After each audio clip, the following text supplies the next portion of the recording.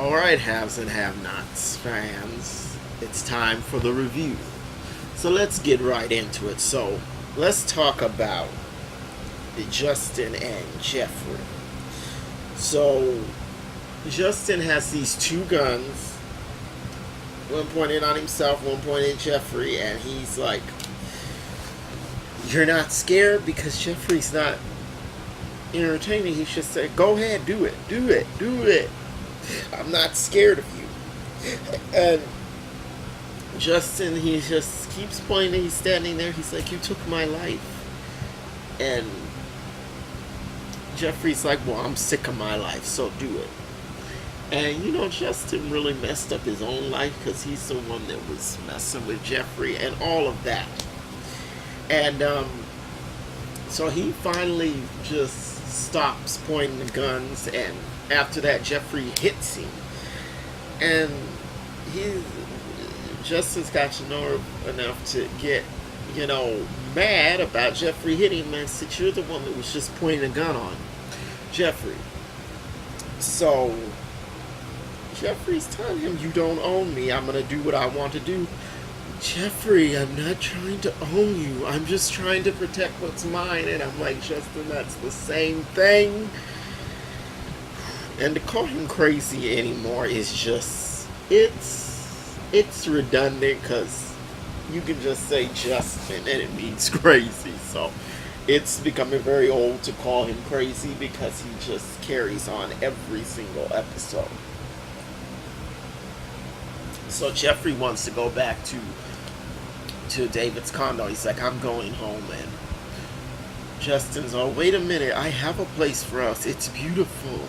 You'll love it." And so, and the reason he really didn't want Jeffrey to go back to David's condo is that he had torn the whole place apart. He, everything was all just, the sofa was all torn up. There were big tears in it. It was terrible. And he's trying to convince Jeffrey to come back to his place, and he's like, "No." But first he asked Jeffrey about David's condo. "You sure this is your father's place? You sure it's not some other guy's place?" And Jeffrey just was not having it. He was not having it. He's like, "You know what? I'm through. I'm not coming anywhere with you." And he's like, "But you'll love it. It's beautiful, my place, our place. You can't stay here. It's all torn apart." And Jeffrey's like, "So that's why you did this?" And Justin is just crazy. And finally he goes on, leaves, and he's like, "This hurts. This really hurts." And he's just not getting it. He really is not getting it.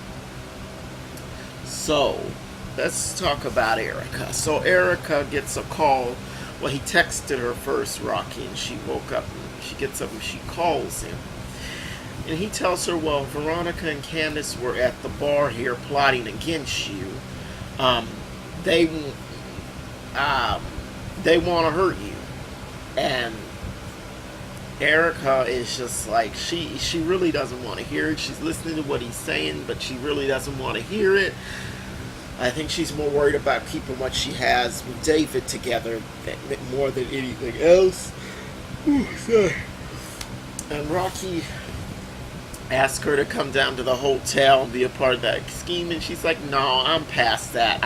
I got something better going on. I'm way past that." And so she thanks him for calling her and all of that. So she goes back in the room, and David's awake. She makes up some story about talking to her sister, and right then, after that, Jeffrey calls and says, "Well, the condo has been ransacked." But he doesn't say who did it, so I'm thinking he's still trying to protect Justin. Because David just immediately jumps to the conclusion, well, after Jeffrey gets off the phone, he immediately jumps to the conclusion that Veronica did it. So he gets dressed, and he gives Veronica a call, and she's still over there drunk with RK, and RK is just skanky. He's just standing on the bed in front of Veronica, just like, woo. And he did have on his underwear. I thought they were implying that he didn't have them on, but he did have on his underwear, so, but it's still skanky nonetheless. So, she gets to complain about Erica. You ought to be ashamed of yourself, David. That girl's practically a child. And he's like, well, what about you and Benjamin Young, this other guy you got there at your house now? Because she had put RK on the phone with David. He's like, how you doing, husband? How you doing, David? And David is telling her, just leave Jeffrey alone. Leave him alone. And he finally hangs up, and she keeps on talking on and on and on. And finally, she realizes that David hung up. Because he hung up and he's on his way over there. And as we'll see later in the episode, that's going to be very intense. So Candace... Now, let's do Wyatt and Jeffrey first. So Jeffrey stops by the psych ward to see Wyatt, and Wyatt's just so paranoid. Jeffrey calls him that he's saying that his mom took all his money, which that was actually Jim that took all the money, and then Candace stole it. And Jeffrey says, you know what, I'm going to call your mother. I'm going to call your mother. And he's all, no, she's going to kill me. She wants to kill me. And Jeffrey's saying, when you do drugs like you do, you get very paranoid. And, that's true. Drug users can be very paranoid people. And, and Jeffrey just decides to leave. And Wyatt's all, you put me in here, you can at least stay. You can at least stay. Where are you going? Are you going to run off with that guy you've been, hooking up with Racine? And, Jeffrey is trying to help Wyatt, but he doesn't act like, he's not acting very friendly. He's not acting like much of a friend, because he just was like trying to get out of there. And, and Wyatt does like Jeffrey, just not in the way that Jeffrey wants, but he does like Jeffrey, and he's a friend of Jeffrey, and Wyatt is not always too friendly towards Jeffrey. So, let's see what's up next. Okay, so Gia is finishing up with a client when Candace calls her and tells her, okay, call downstairs and tell Rocky that you're having problems with a guy and that you need him right now, and give him my room number. So Gia does that, and Candace gets Rocky up there and just beats him bloody. You don't snitch on me to anybody. And I'm like, Candace, you're mad because you asked him to do stuff and then you gypped him out of money. Come on now, that's just not right. And it's wrong. I can't agree with Candace on that one. And Gia is shook after this. She just saw that. She's like, and Candace is telling her, fix me a drink. And Gia goes on ahead and does it. And I'm like, Gia, you need to stop. Okay. So, here we go to Mitch and Benny. So early in the episode, Mitch had gone over to the bar and to see what was going on with his uncle, and he found out that Benny's actually alive, that he was breathing, and so he calls the paramedics and all of that. So now he's over there at Benny's, and they're outside, and he's giving Benny like, did you figure if he was dead you wouldn't have to pay him? What if you went over there to give the money back and he decided to rough you up a little and you decided you had to do what you had to do? And Benny's all like, no, man, no. And Mitch is like, he's not looking like he's trusting Benny much, It's like, okay, did you really do this? You're saying you didn't do it, but I don't really trust you. But he tells him, stay inside, lay low, because my family will be ready to go to war over this if if Vinny dies. And I guess the guy at the bar or whatever was saying that he saw Benny there and whatever. So we'll see what happens to that. But I think Benny has really lost a friend here, because Mitch was a good friend to him, and he told him, don't go to my family to borrow this money, don't do it, and then and this is why he told him not to do that. So Benny goes in the house, and Hannah's there, and she's like, she's just not happy, and he's telling her, I don't want to talk about it, I want to get some sleep. And she's like, okay, yeah, you're going to go to sleep, and then I can't get any sleep. She's saying, well, I'm going to go to Catherine, and she can get us a lawyer. And Benny's like, I don't want her help. Her son hit me and left me in the street, and is she covered for it? And Hannah reminds him, well, she did pay every one of your medical bills. So, and then Benny has the nerve enough to try to compare what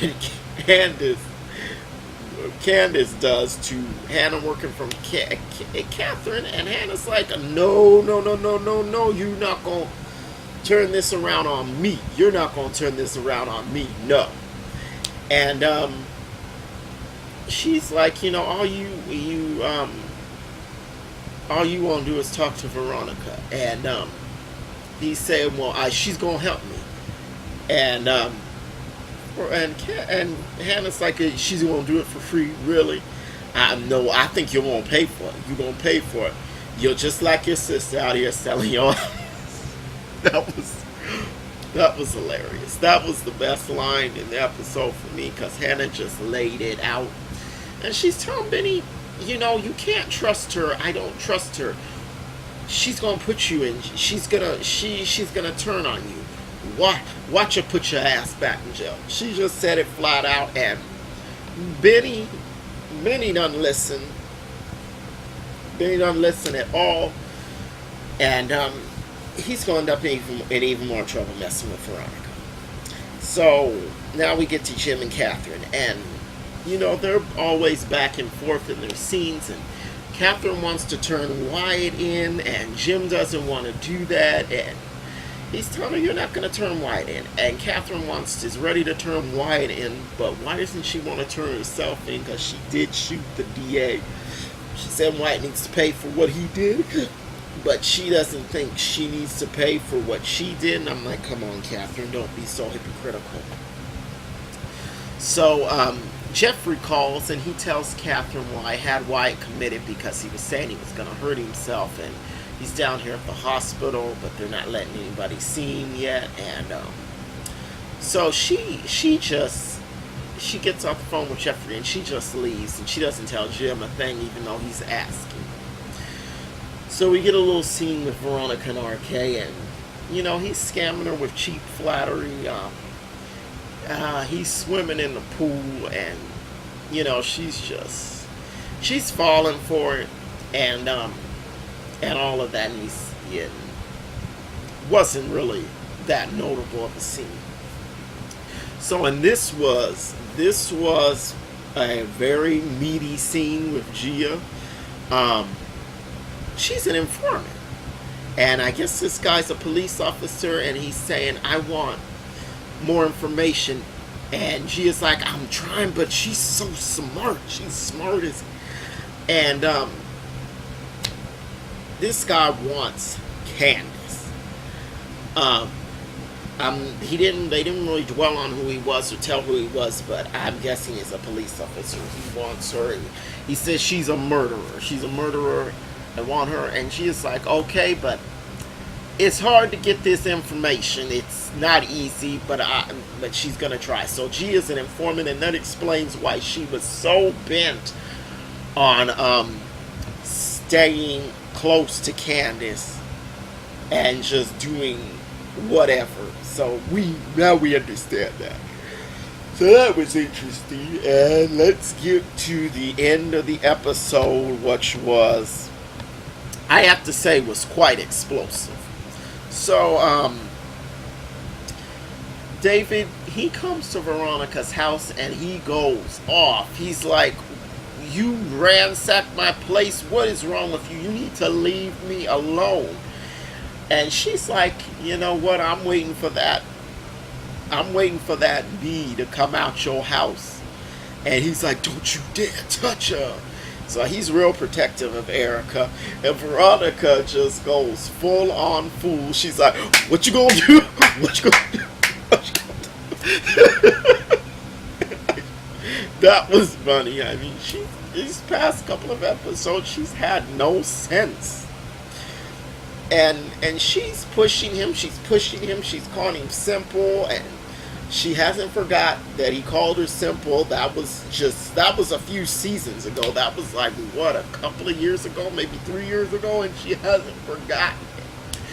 And so finally, after all the pushing and shoving, David just is like, whap! He slapped her to the floor, and I'm like, oh no. You shouldn't have done that. You shouldn't have done that. And that's what Veronica wanted, because, you know, for quite a while now, she's been wanting to provoke him into hitting her. This one time she fell down in the elevator. Oh, they're beating me. Oh, and all that. And that's what she wanted. And David is given her what she wanted by slapping her across the face. So that was the episode, everybody. If you want to leave a comment, please do so. Like and subscribe, and I will see you next time. Bye-bye.